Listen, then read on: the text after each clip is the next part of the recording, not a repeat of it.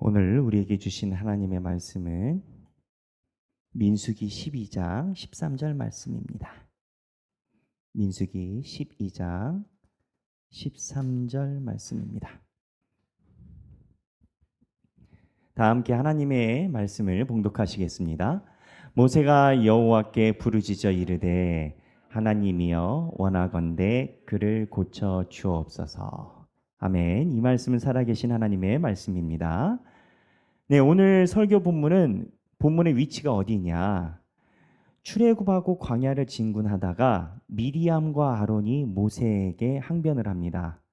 그리고 거의 구테타에 준할 정도로 회중들이 동요돼서 모세에게 힐난합니다. 그 내용이 뭐냐? 모세가 구스 여자, 이 구스가 이디오피아 이제 흑인 비슷한 그 아랍계로 추정합니다. 모세가 이디오피아 계열의 구스 여자를 부인으로 맞아들였다라는 사건으로 비난을 하니까 하나님께서 미리암과 아론을 치셨습니다.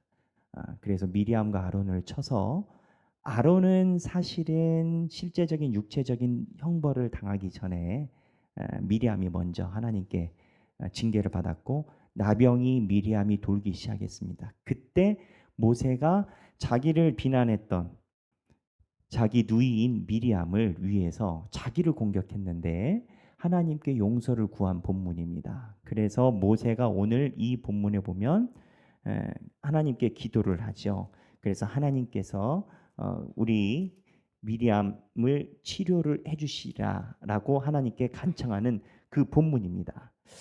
그래서 이 본문을 일반적인 사람들이 어떻게 생각을 하냐면 하나님께서 미리암을 치는데 모세가 자기를 공격한 자기 누이를 통 큰 그림에서 용서해달라고 기도했다.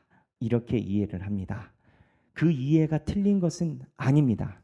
그런데 이 본문을 살펴보면은 모세가 통 크게 하나님께 기도한 내용 속에는 우리에게 주시는 하나님의 깊은 메시지가 있습니다.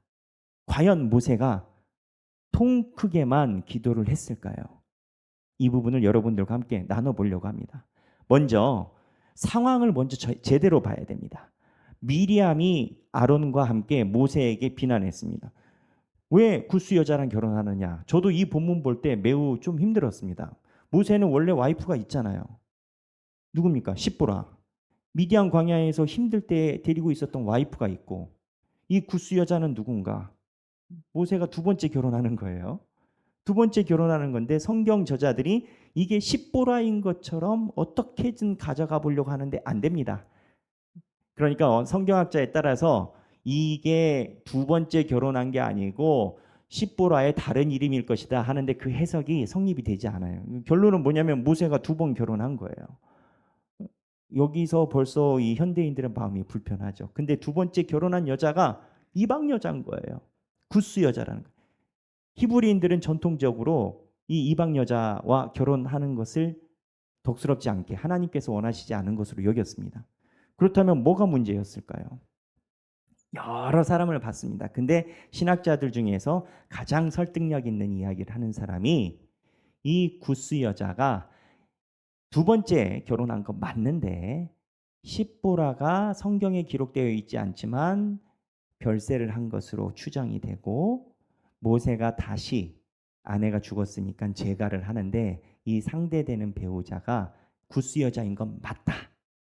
근데 이 구스가 어디냐? 위치적으로 보면 북쪽에 있는 페니키아 지방을 구스라고 얘기하는 사람도 있고 이디오피아 맨 남쪽을 이야기하는 사람도 있고 그쪽에서 출처를 찾으려면은 도저히 만날 기미가 없는 거예요. 결론은 뭐냐? 출애굽할 때 이집트에서 수없이 많은 잡족이 함께 동행해서 나왔다라는 성경 본문이 있는데 이스라엘 백성에게 흡수된 출애굽한 민족 중에 하나일 것이다. 이렇게 되면 말이 됩니다. 그러니까 전처인 십보라가 별세가 했고 모세가 다시 재혼을 하는데 이스라엘 민중에 섞여 있는 이방 구스 여자를 결혼을 했다라는 겁니다. 그런데 이 선이 애매한 게 있어요. 하나님은 출애굽 이후에 잡족이 하나님과 함께 나올 때 레위기법이나 신명기법에 보면 그 잡족을 이스라엘 백성으로 맞아주셨어요. 실제로 갈렙이 유다 지파에 포함되어 있지만 갈렙이요 이렇게 흡수된 민족입니다. 유다 지파가 아니고 갈렙 아시죠? 여호수아 갈렙 가나안 땅에 들어가 가지고 하나님 앞에 정탐꾼으로 한 사람. 그러니까 결론은 뭐냐면 보기에 따라 다른 거예요. 하나님 법에 의하면 이 구스 여자는 문제가 없어요. 하나님이 이스라엘 백성들로 인정해준 이주민, 이민이지만 시민권을 준 히브리 사람이지만 문제는 뭐냐? 일반 이스라엘 사람들 정서에는 이게 하나님이 얘기를 했었어도 아직 하나님의 진취성을 따라가지 못하는 반심이 있었을 겁니다. 이 반심을 미리암이 거기에 숟가락 얹은 거예요. 미리암이 나중에 이 벌을 받고 돌아올 때 보면 미리암이 올 때까지 진이 움직이질 않습니다.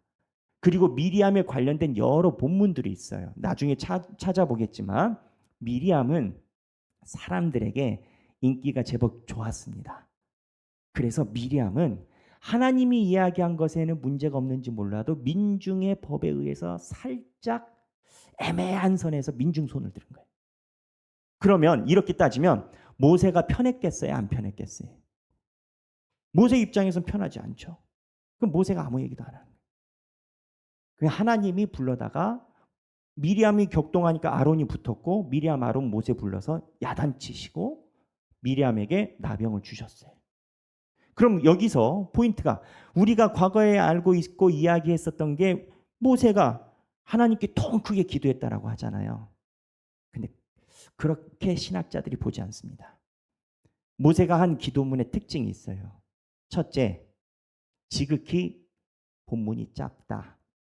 두 번째, 미리암이라고 칭하지 않고 3인칭 명사를 써서 그라고 표현을 해요. 그래서 밀그램이라는 예일대 구약학 교수이고 세계적인 신학자인데 이 밀그램이라는 신학자는 뭐라고 이야기를 하냐면 모세가 미리암을 위해서 기도를 하게 된 건 본인의 의지는 아니었던 것 같다. 조금 더 깊이 들어가면 무슨 얘기냐? 성경 본문을 자세히 보면요. 아론이 모세에게 간청을 합니다. 미리암을 위해서 기도해달라고. 근데 여기서 아론이랑 미리암의 차이가 있어요. 아론도 똑같이 사고를 쳤거든요. 미리암과 함께 모세를 공격했거든요. 근데 아론은 뭐라고 얘기를 하냐면 여기 보면 내 주여 우리가 어리석은 일을 하여 죄를 지었으나 아론은 회개를 해버려요. 하나님 우리가 어리석은 일을 하여. 그래서 아론은 하나님께 나병에서 벗어난 거예요. 죄를 지었으나 아론은 이야기를 하는데 미리암이 회개한 본문은 아무 데도 없습니다. 그러니까 아론은 회개를 했는데 미리암은 회개를 안 하는 거예요. 아마 미리암이 고집 좀 있었던 것 같아요. 그래서 모세는 이거를 가만 놔뒀던 겁니다. 여러 가지 마음이었겠죠. 아론처럼 미리암이 제일 큰 누나이고 아론이 그 다음에 아들이고 그 다음에 모세가 막내인 거예요. 형님처럼 누님이 회개할 때를 기다리든지 아니면 죄송하지만 하나님께 혼 좀 제대로 나게 놔두든지 뭐 모세 마음이 여하튼 모세가 먼저 기도하지 않았어요. 만약에 모세가 미리암을 위해서 기도하길 원했다면 아론이 이야기하기 전에 모세가 먼저 기도했을 겁니다.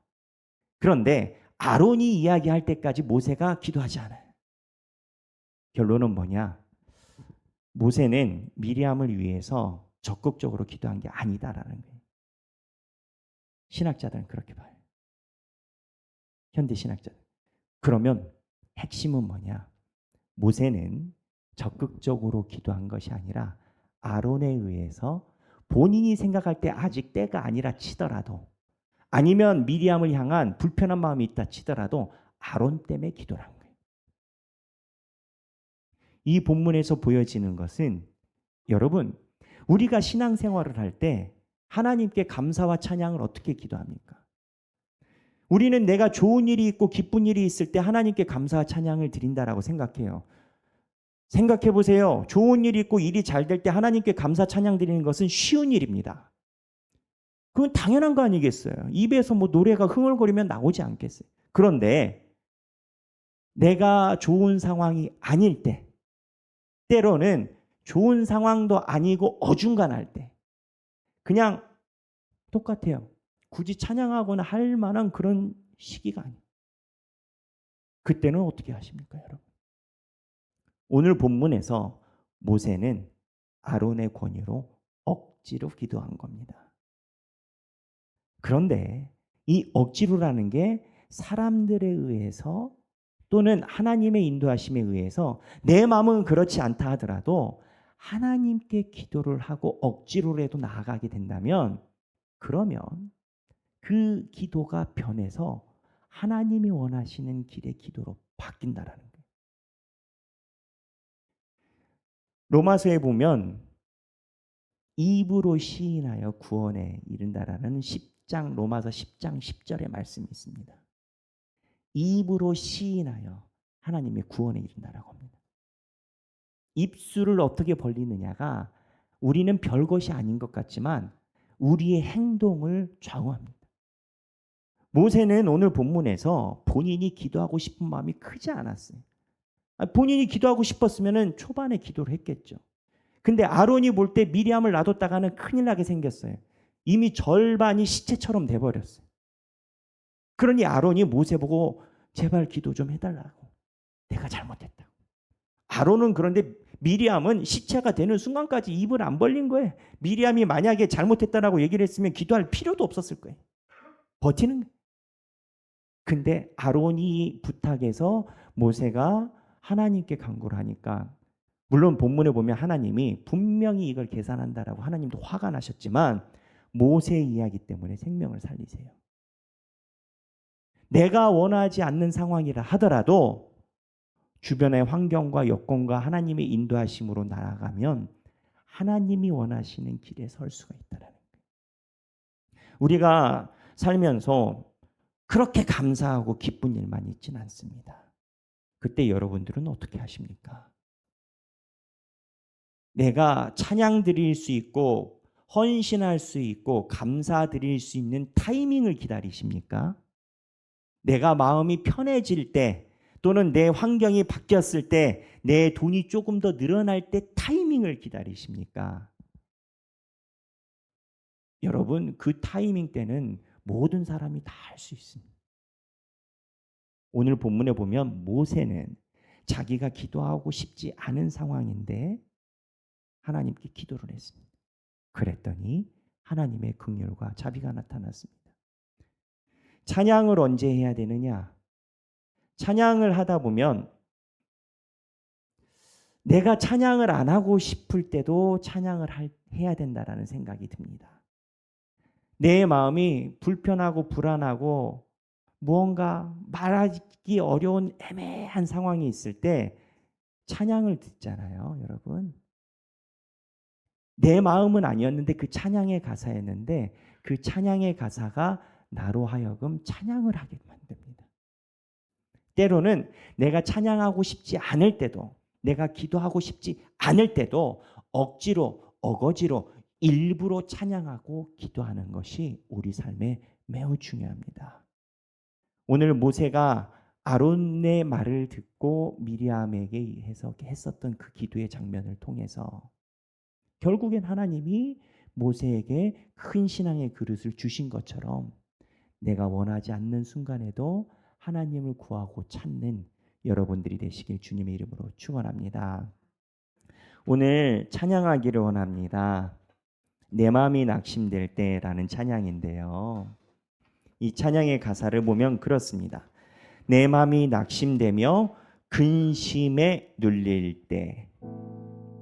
여러분 마음이 낙심되고 근심에 제대로 눌려보셨습니까? 아마 있으시라고 생각을 합니다.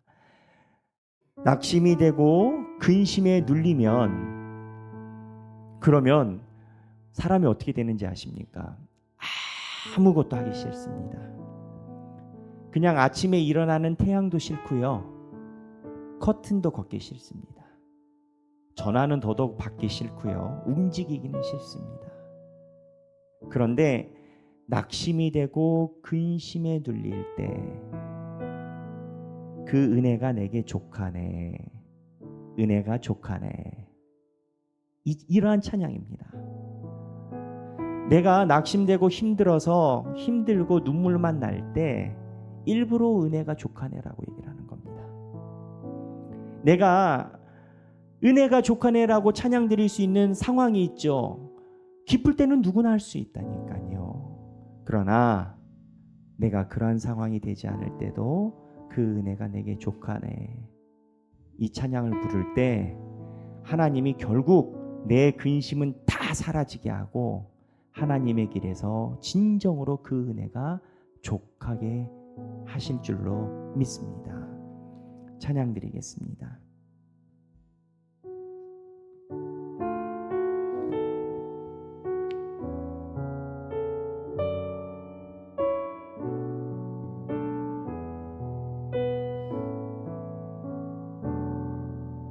내 마음이 낙심되며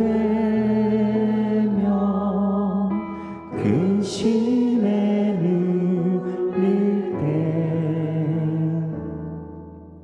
주께서 내게 오사 위로해 주시네.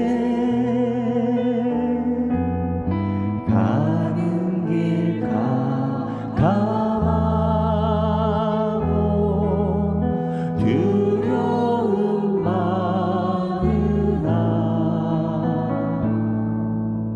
주께서 함께하며 내 짐을 지시네.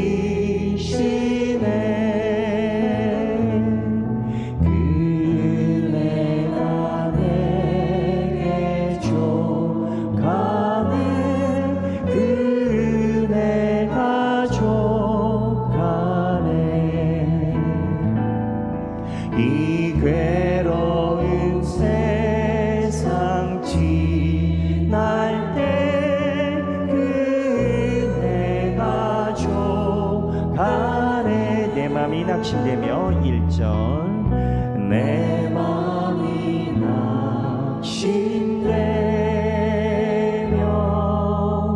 근심에 눌릴 때 주께서 내게 오사 위로해 주시네. 가는 길 감하고 두려움 많으나 주께서 함께하며 내 짐을 지시네. 그네가 내게 족하네. 그네가 족하네. 이 괴로운 세상 지날 때 그네가 족하네. 그네가 내게 족하네.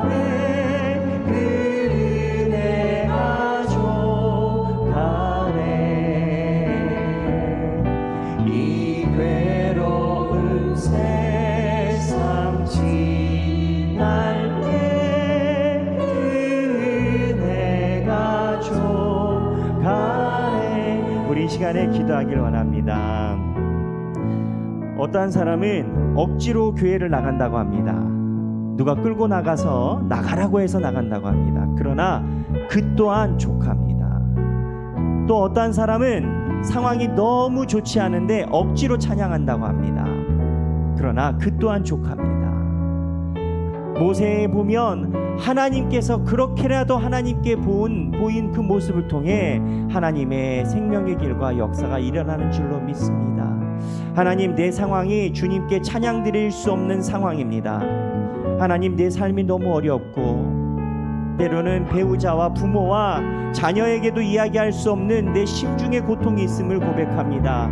그러나 내가 주님 앞에 의지적으로 때로는 억지로 주님 앞에 찬양을 드리오니 나의 이 입술이 변하여 내 은혜가 족하네라는 주님의 은혜 안에 거하게 하여 주옵소서. 내 삶을 이끌어 주시고 하나님의 은혜로 우리의 삶 중에 역사하여 주옵소서. 이렇게 다 함께 기도하시겠습니다. 기도하겠습니다. 하나님 아버지, 내 은혜가 주님 앞에 족하다라고 고백합니다. 하나님 아버지, 내 삶과 여건과 환경이 녹록하지 않고 때로는 주님 앞에 고통과 어려움이 있을 때도 있음을 고백합니다. 하나님, 때로는 하나님께서 나를 부르심이 어떠한 목적인지 혼란이 있어서 하나님, 슬픔이 슬픔을 부르고 불안이 불안을 부르고 깊은 수월이 나를 부른다라고 느낄 때가 있습니다. 하나님, 그러나 그러한 그 순간에도 내 입술을 열어 내 은혜가 족하고 하나님의 은혜가 충만하다라고 고백하는 우리의 삶이 되게 하여 주시옵소서. 하나님, 우리가 찬양을 통하여 하나님께 영광을 올려드릴 때 내가 찬양 드릴 수 있는 환경에서만 영광을 드리지 않음을 고백합니다. 하나님, 그러나 내가 주님을 찬양할 수 없는 그 순간에도 하나님을 향해서 찬양하며 나아가오니 하나님의 은혜가 나에게 족하다라는 그 은혜가 우리에게 임하게 하여 주시옵소서. 하나님 아버지, 우리가 주님의 은혜를 구합니다. 내 삶, 나를 인도하시는 주님, 여태껏 나를 부르신 하나님의 은혜가 족합니다. 하나님께서 나를 향하신 인도하심이 그 은혜가 족합니다. 하나님 아버지, 그러한 고백이 내 삶 중에 역사하고 하나님의 인도하심으로 이끌어지게 하여 주옵소서. 제가 기도하겠습니다. 하나님 아버지, 주님의 은혜가 우리 삶 중에 충분히 있지 않을 때에도 하나님 앞에 우리가 나아갑니다. 하나님, 때로는 내 삶이 하나님이 계신지 않은 듯하고 때로는 하나님께서 역사하시지 않은 듯하다라는 그러한 마음이 있을 때조차 우리가 주님을 바라보고 하나님께 찬양과 간구를 구하게 하여 주옵소서. 하나님, 가끔은 우리가 광야에 홀로 서 있는 것 같고 내 앞에 미래와 나아감이 안개 속에만 있는 것 같다라고 느낄 때가 있습니다.